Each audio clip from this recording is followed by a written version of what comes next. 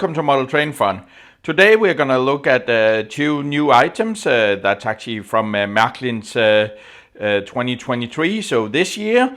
So this is some American models, and I'm very happy when there's American models because I also like those as well. I must admit though, that's more like a side hobby.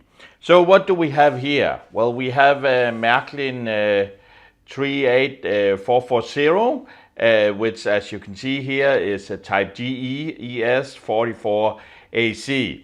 So I'm not too much into the American models. It's more like just for fun. Plus, you know, I actually really like those extremely large freight trains they have in the US. So actually really funny.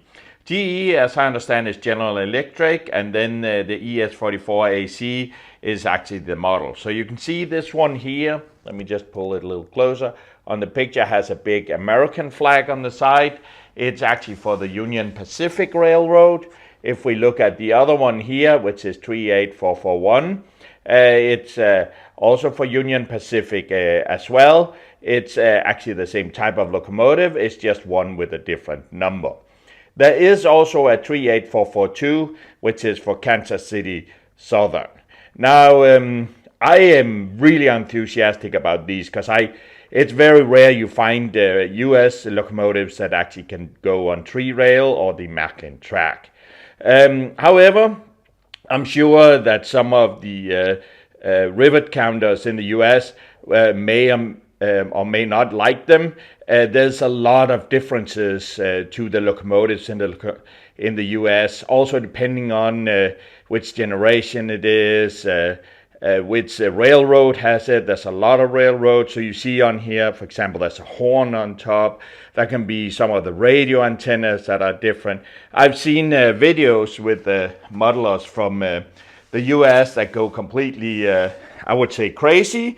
But it's also part of the prototype to see if you can put all the right stuff in there. And here we have it. All right, let's see what else is in the box after we did the initial opening. Don't forget, on the side we have the manual, so let's see if we can con that out. Here's the manual. Okay, so we have a manual in here. Cool. Whoop. We have a manual in here. It looks like it's in multiple languages as well. All right. Cool. Let's see if there's anything special. There's instructions on how to fill the smoke reservoir.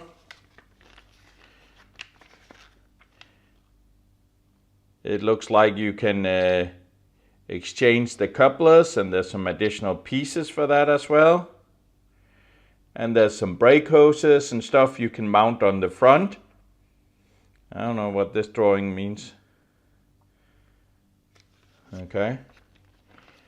You can also exchange the front here of the locomotive if you want to. And then there's the usual instructions of maintenance. All right.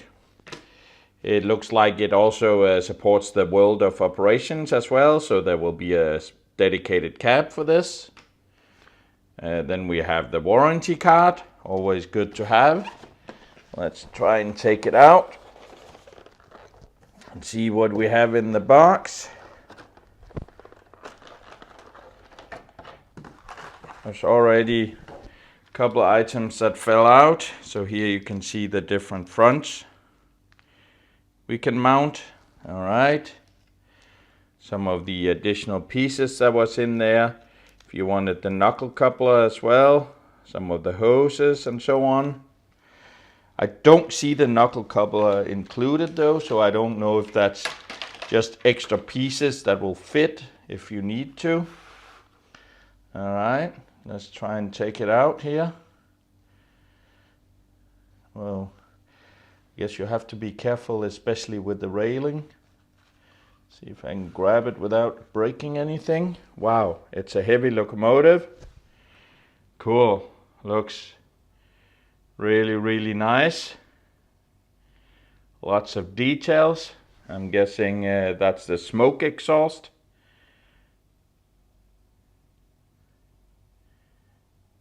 Wow. Looks really cool, and it's very, very heavy. Yippee! Now let's put it on the track.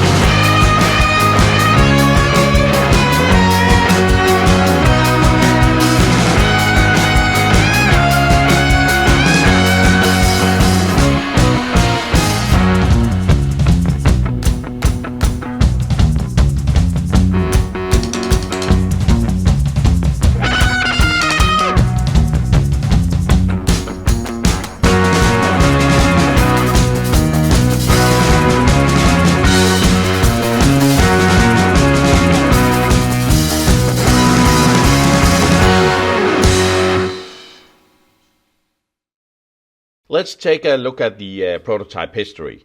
So one of the locomotives, the one with the American flag on it, is the Union Pacific 7495, which is a class ES44AC, and actually depicted as it looks currently. When I looked at pictures on the internet, and you can actually find this specific one, it actually does look like the model as well, or the model looks like the prototype. I didn't see any noticeable differences.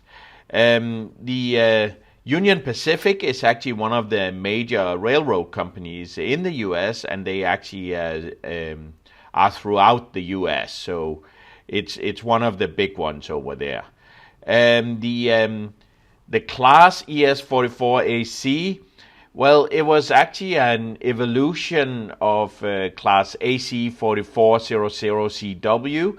It was one that was introduced in order to meet new emission standards back in around 2005.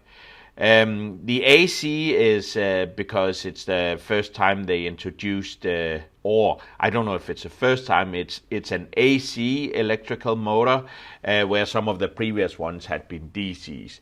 And the 44 stands for the 4400 horsepower.